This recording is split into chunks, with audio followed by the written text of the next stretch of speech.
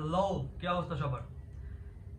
আজকে আমরা যে ম্যাথটা সলভ করবো এটা হইলো ঢাকা ভার্সিটিতে গত বছর আসছিল 23-24 সেশনে।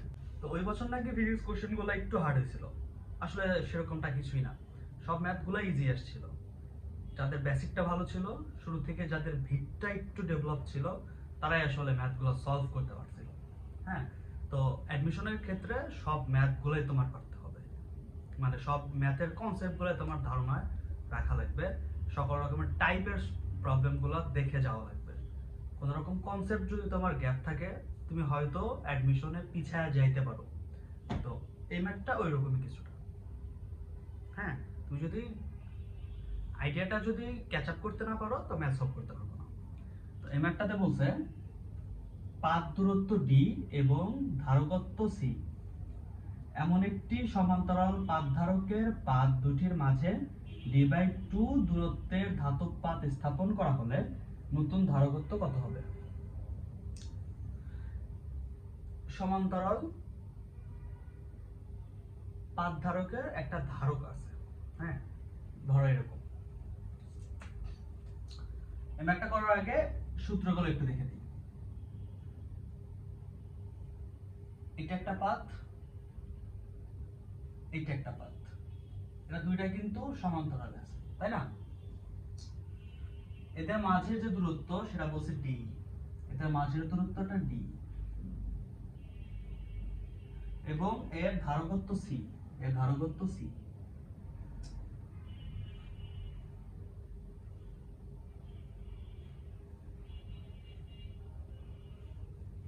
আর ধারকের প্রস্থচ্ছেদের ক্ষেত্রফল সেটা হলো এ। এর সূত্রটা হলো এরকম, সি সমান, এটা মনে রাখার একটা ছন্দ আছে, কবে কে আসবে এ, ঈদের দিন, ঈদের দিন ডি। কেটা হইলো ডাইইলেকট্রিক কনস্ট্যান্ট, এটা হইলো ক্ষেত্রফল, এটা হইলো ভেদনযোগ্যতা, আর ডি দিয়ে বোঝায় দুইটা পাতের মধ্যবর্তী দূরত্ব। এটা শূন্য মাধ্যম, এটা শূন্য মাধ্যম। শূন্য মাধ্যমে কে এর মান অলওয়েজ 1, শূন্য মাধ্যমে কে এর মান অলওয়েজ 1, তার মানে কেটা থাকলেও যে কথা, না থাকলেও একই কথা। আচ্ছা, এখন এইখানে আমি একটা ডাইইলেকট্রিক পদার্থ রাখবো। ডাইইলেকট্রিক পদার্থ কোনগুলা? যেগুলো বিদ্যুৎ কুপরিবাহী, তড়িৎ কুপরিবাহী, যেমন মোম হতে পারে, কাগজ হতে পারে। তাহলে দেখো, এটা যদি আমি রাখি,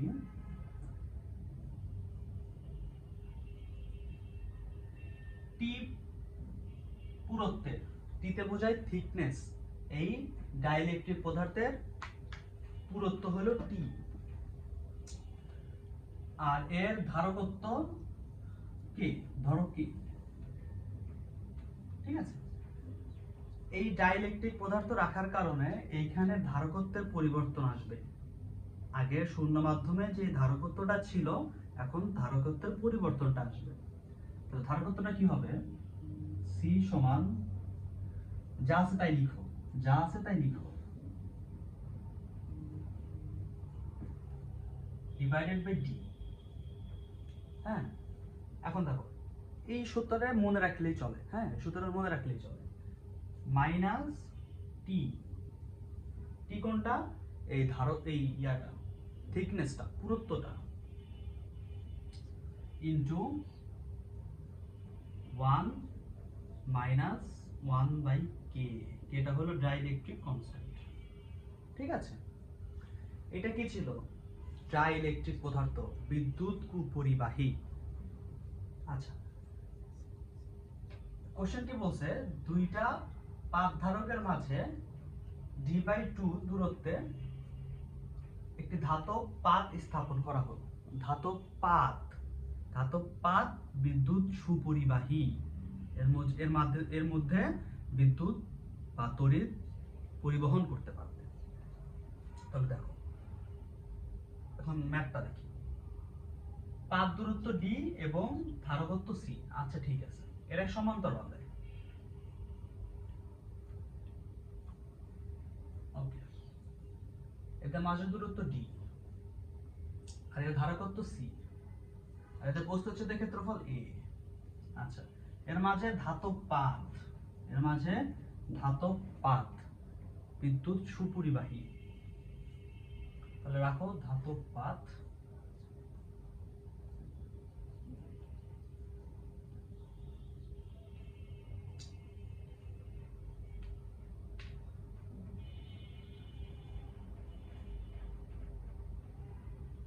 এটা হলো d/2, এর পুরুত্ব t, সেটা হইল d/2। এই কোশ্চেনে হয়তো একটু এরকম হবে যে দুটি পাত ধারকের মাঝে d/2 পুরুত্বের, এটা পুরুত্ব হবে।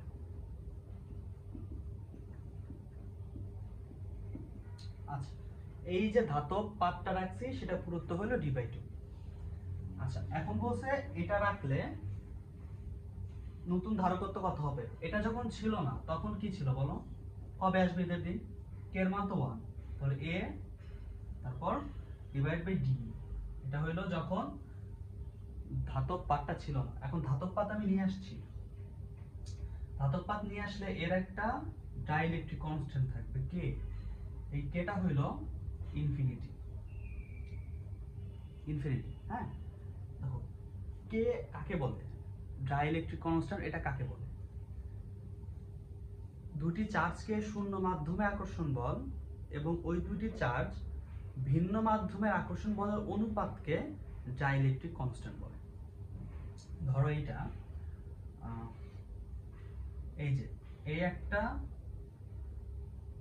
কণা q1, এইটা আরেকটা q2, এদের মাঝে দূরত্ব r, এদের মাঝে কোনো গ্যাপ নাই, এরা শূন্য মাধ্যমে, তাহলে এদের মাঝে আকর্ষণ বলটা হইল F0, ঠিক আছে। আবার এইটাকেই অন্য মাধ্যমে নিচ্ছি, ধরো এই দুইটা কণাকেই আমি একটা তার দিয়ে যুক্ত করে দিলাম, এটা q1, এটা q2। দেখো তার দিয়ে আমি যদি যুক্ত করি তাহলে দেখো কণাগুলো কি বোঝা যাবে ঠিক মতো, পুরোটা মিলেই একটা বস্তু হয়ে গেছে না, তা তাদের মাঝে আকর্ষণ বল থাকবে এখানে F0, ঠিক আছে। তাহলে দেখো কি বলছিলাম, দুইটি কণার বা দুইটি আধানের শূন্য মাধ্যমের আকর্ষণ বল এবং ওই দুইটি আধানের অন্য মাধ্যমে আকর্ষণ বলের অনুপাতকে বলা হয় ডাইইলেকট্রিক কনস্ট্যান্ট। তাহলে দেখো শূন্য মাধ্যমের আকর্ষণ বল ডিভাইডেড বাই অন্য কোনো একটা মাধ্যমে আকর্ষণ বল, এদের অনুপাতটাই হলো ডাইইলেকট্রিক কনস্ট্যান্ট। তাহলে দেখো f এর মান কত, 0 না, f এর মান 0, তাহলে এইখানে k এর মান চলে আসবে দেখো ইনফিনিটি। এভাবে k এর মানটা ইনফিনিটি ধরা হয়, ঠিক আছে। ওকে,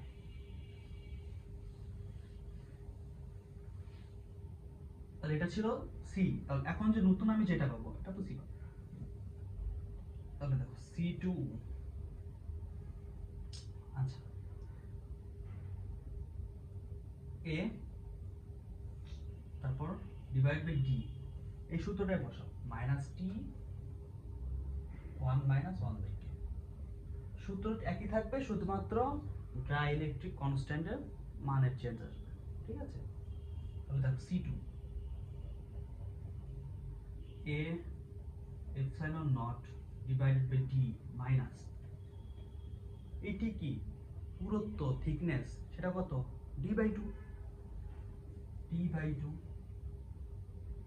1 - 1/k, ঠিক আছে। এখন দেখো C2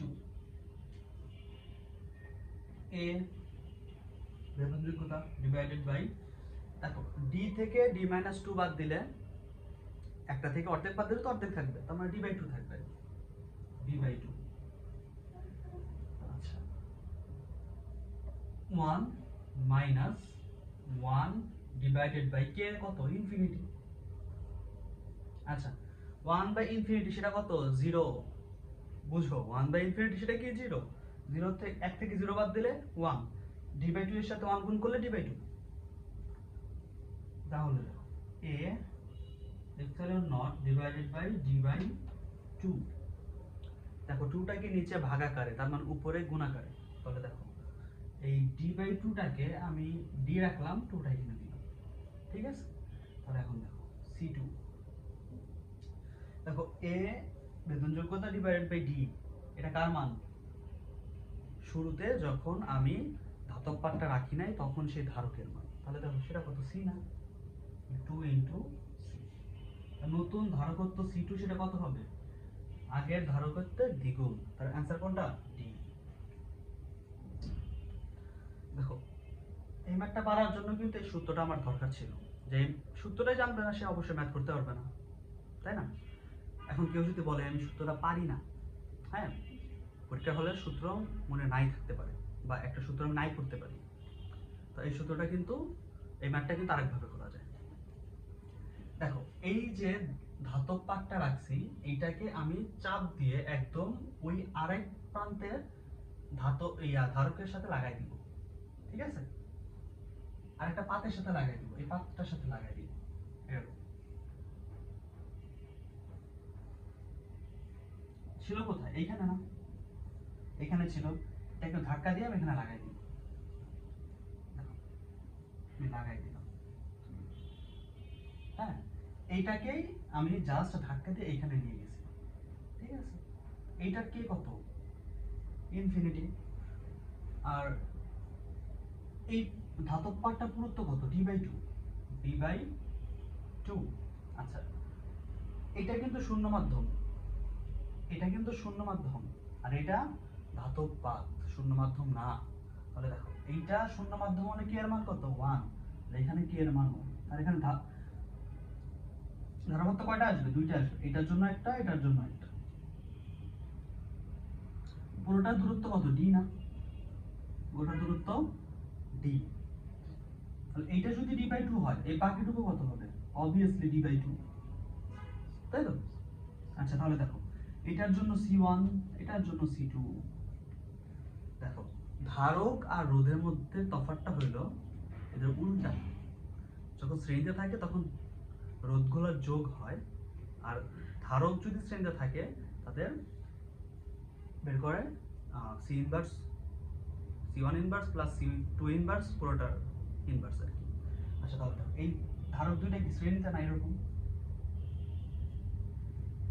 এরকম, এটা C1, এটা C2, তাহলে এদের যোগফল হবে এরকম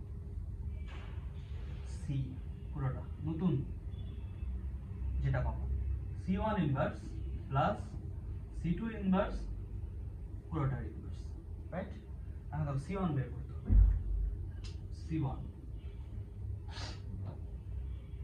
C1 কত হবে? এটা শূন্য মাধ্যম, তাহলে A epsilon naught divided by D। কবে আসবে এদের দিন? K এর মান 1, C2 এখানে K এর মান কি 1 না, কবে আসবে এদের দিন? তাহলে K এর মান ইনফিনিটি, রাইট? তাহলে A epsilon naught into infinity divided by, আচ্ছা এটা তো d/2, d/2। তাহলে দেখো এইখান থেকে আমি নিয়ে আসি C1 ইনভার্স, তাহলে এটা উল্টে যাবে, d/2 উপরে যাবে, d/2 নিচে আসবে A epsilon naught plus C2 inverse উল্টে যাবে, d/2 A epsilon naught inverse infinity, পুরোটার ইনভার্স। তাহলে দেখো ইনফিনিটির সাথে যদি কোনো কিছু গুণ থাকে তার মান কত? 0, বা এটার সাথে ভাগ থাকে 0, ইনফিনিটির সাথে থাকলে গুণ ভাগাকার থাকলে মান 0 হবে, তার মানে এই পুরোটার মান 0, পুরোটার মান 0। তাহলে বাকি পড়ে আছে কি? d/2 divided by A epsilon naught, তার ইনভার্স। ইনভার্স যদি থাকে উল্টে যাবে মান, উল্টায় দাও, C সমান হবে A epsilon naught divided by d/2, 2টা নিচে ভাগাকারে, উপরে গেলে গুণ আকারে হয়ে যাবে। তাহলে দেখো তো এই 2টা, এই A epsilon naught divided by d, এটা কি C1 এর সমান না? C1, তাহলে দেখো 2C1, তার মানে কি আগেরটার দ্বিগুণ হইছে, আগেরটার দ্বিগুণ হইছে, এখানে আগেরটার দ্বিগুণ কোনটা? জাস্ট এইটা, অ্যানসার D। যদি চাও এভাবে ম্যাথটা করতে পারো, এভাবে ম্যাথটা করতে পারো, কিন্তু ম্যাথ পারার জন্য কনসেপ্ট ক্লিয়ার থাকা লাগবে।